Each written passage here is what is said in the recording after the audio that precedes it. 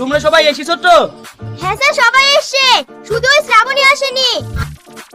প্রথম ধাপে তারপর এখন আমি কি করব? আমাদের কিস্তিগুলো তুলেন।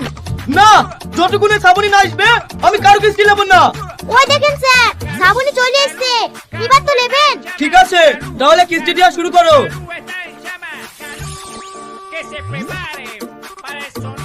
কি ব্যাপার, আজকে আসতে তো দেরি হলো কেন? ওই টাকা পয়সা জোগাড় করতে কি একটু দেরি হয়ে গেল। কি ব্যাপার, 20 টাকা কম কেনে? কুড়ি বাড়ি ধার করে এই টাকাটা আসবো, আর 20 টাকা ম্যানেজ করতে পারনু না, পরের কিস্তিতে শোধ করে দেবো।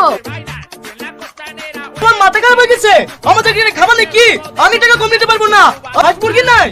হ্যাঁ আছে, একটা শিয়ালেলি চলে গেছে, আর একটা আছে। ডিম পারে না? হ্যাঁ, পেরেছে দুটো ডিম। তাহলে দুটো ডিম লাসো, তোমার কিস্তি শোধ হয়ে যাবে। ঠিক আছে, আমি লাস্ট দিই।